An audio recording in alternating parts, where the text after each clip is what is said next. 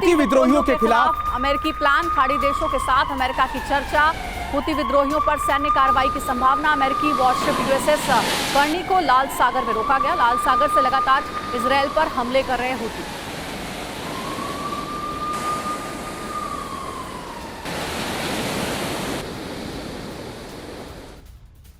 और चलिए अब आपके लिए जानना भी जरूरी है कि लाल सागर में कैसे विश्व युद्ध की ज्वाला जल रही है। जी, अमेरिका और सहयोगी देश यानी करीब 30 शक्तिशाली देश मिलकर हूती के मुकाबले करने के लिए तैयार और अपनी नेवल टास्क फोर्स बनाने का प्लान कर रहे हैं। तो दूसरी तरफ ईरान अमेरिका के सामने सीना ताने खड़ा है।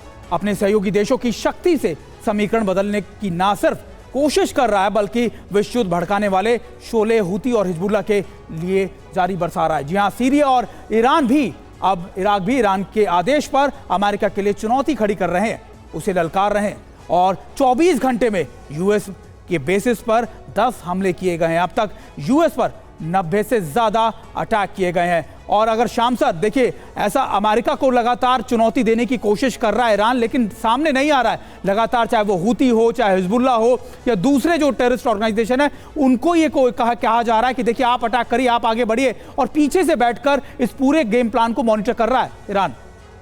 और देश देखिए, विदेश या पूरे ग्लोब का ध्यान अगर इस वॉर की तरफ आकर्षित करना हो तो इसका तरीका है वॉर को समुद्र में ले जाना।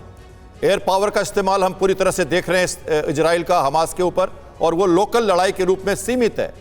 तो जब हम मेडिटेरियन की बात करते हैं तो वहां पे यूएसएस का, जो आप जान रहे हैं, जेराल्ड फोर्ड अपनी पूरी शक्ति के साथ खड़ा है ताकि टर्की की तरफ से कुछ भी ना किया जा सके।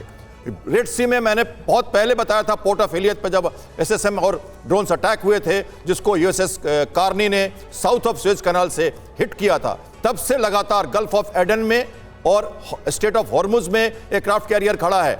गल्फ कंट्रीज को पूरी तरह से गल्फ के मुहाने पे एयरक्राफ्ट कैरियर यूएसएस आइजनहोवर अपनी पूरी शक्ति के साथ खड़ा है ईरान को धमकाने के लिए। और आपके स्टेट ऑफ हॉर्मुज में, उसके बाद आप देखिए गल्फ ऑफ एडन में जो बालवे मंडेब जो है हमारा चोक पॉइंट, वहां पे भी यूएसएस कारने, यूएसएस ब्रानेट ने भी अटैक किया था।